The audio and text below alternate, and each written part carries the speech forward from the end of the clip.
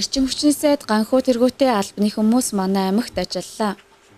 Монгол Улсын засгийн газрын үйл ажиллагааны хөтөлбөрийг иргэдэд танилцуулах, өвлжилтийн бэлтгэл ажлын цаг үеийн байдлаа танилцах зорилгоор эрчим хүчний сайд ганхуу, байгаль орчин аялал жуулчлалын дэд сайд Батбаяр нараар ахлуулсан ажлын хэсэг манай аймагт ажиллалаа. Эрчим хүчний сайд ганхуу ажилласан хугацаанд дулааны цахилгаан станц, булган дэд станц, Эрдэнэт булганы цахилгаан түгээх сүлжээ төрийн өмчт компани, булган мэж орон нутгийн өмчт компани үйл ажиллагаатай танилцаж цаг үеийн мэдээллийг сонсон үүрэг даалгавар өглөө. Дулааны цахилгаан станцын үйл ажиллагаатай танилцах үйл явц манай аймгийн хувьд чухал. Тэрээр салбарын сайд хэлэхдээ Булган аймгийн станцын хувьд улсаас өндөр ач холбогдол өгч байгаа. Угтаа бол 10 аймагт тус станцын төв байгаа хэдий ч хэрэгжиж байгаа нь зөвхөн Булган аймаг юм. Тиймээс засгийн газрын оролцоо ямагт эерэг байна гэдгийг илэрхийлж байлаа.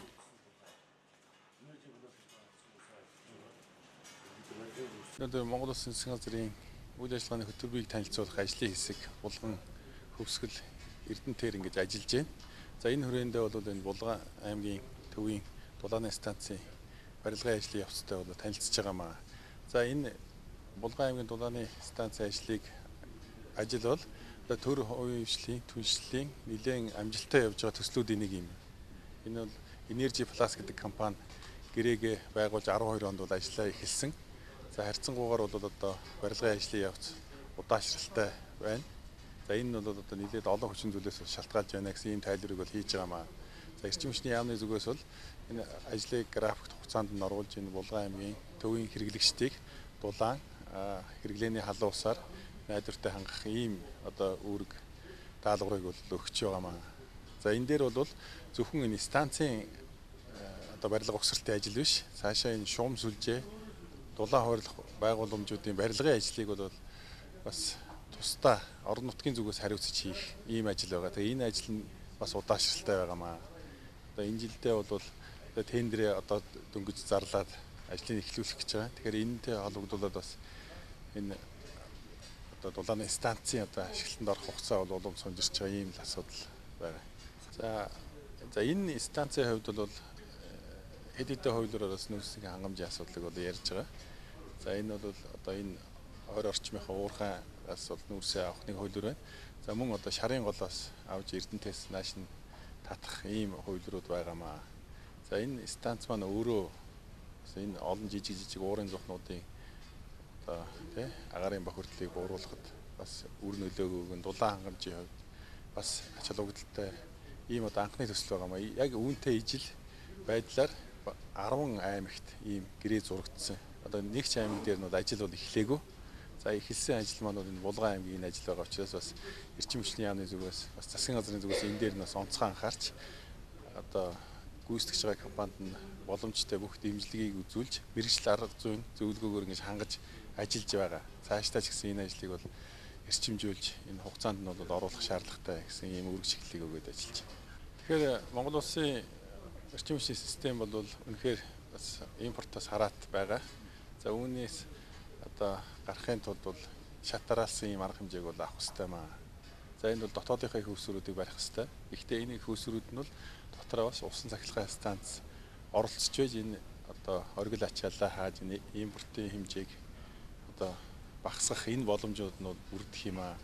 Мөн одоо экспортын чиглэлийн томоохон станцуудын төслүүд бол яригдж байгаа. Гэхдээ энэ бол цаг хугацааны хувьд бол нэлээд удаан хугацаанд бол хэрэгжих том хэмжээний төслүүд байгаа. Гэхдээ энэ төслүүдийг бол эхлүүлэхээр Монгол Улсын засгийн газрын үйл ажиллагааны хөтөлбөрт мөн эрчим хүчний яамны чиглэлээр хийгдэх төлөвлөгөөнд бол энэ тусаад явж байгаа арга хэмжээнүүд байгаа маа. Тус барилгын ажлыг гүйцэтгэгч компани зүгээс 10 сарын 20-нд дуусгар болгон хүлээлгэн өгөх зорилтыг 50 ажиллаж байгаагаа хэллээ. Гэсэн хэдий ч станцын үйл ажиллагааны хувьд энэ өвөл халаалтын ажлаа хийж амжихгүй гэдгийг мэдээлж байна.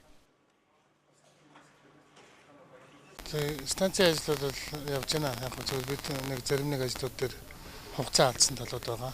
Тэгээд хугацаагаа хөдлөхөөс өмнө өгч гүйцээгээд эхний 100%-ыг ямарчсан үднээс нэг 10 сарын 20-доор ажилд оруулах тийм бэлтгэлийг графиктайгаар ажиллаж байна. Төлөвлөгөөтэйгээр ажиллаж байна. Зөвхөн бидний хувьд бол эдийн засгийн асуудлууд нэлээд хүндрэлтэй байгаа. Тэгвэл бид бол энэ улс орны эдийн засаг хүндрэлтэй байгаа үед ч гэсэн бас өөрсдийнхөө бүхэл боломжийг дайчилж одоо бусад одоо бартерын байдлаар одоо төлбөр тооцоололтыг хийж ингээл ажлыг бол явуулаад байж байна. Ажил бол үндсэндээ зогсоогүй. Зүгээр хорд баг жоохон удаан байж магадгүй. Үндсэндээ бид бол хоёр түлшний хоёр одоо боломжийг судалж байгаа. Нэг нь бол одоо энэ орон нутгийн уурхай байгаа. Одоогийн одоо зоохнуудын нүүрсийг нийлүүлдэг уурхай байгаа. Тэдэнтэй бид гэрээтэй ажиллаж байгаа. Нөгөөх нь бол манай техник эдийн засгийн үндэслэл багнуурын нүүрсний уурхай тэр хийгдсэн байна. Үндсэндээ бол бид бол барилга угсралт дээр бол Монгол барилгачид ажил гүйцэтгэж байгаа. Inteco Engineering гэдэг компани гүйцэтгэж байгаа. Юунд зоохны хэсэг, зоохны металл хийцийн угсралт болон бусад одоо дулаан механикийн танаглуудын угсралт дээр бол Хятадын компани ажиллаж байгаа.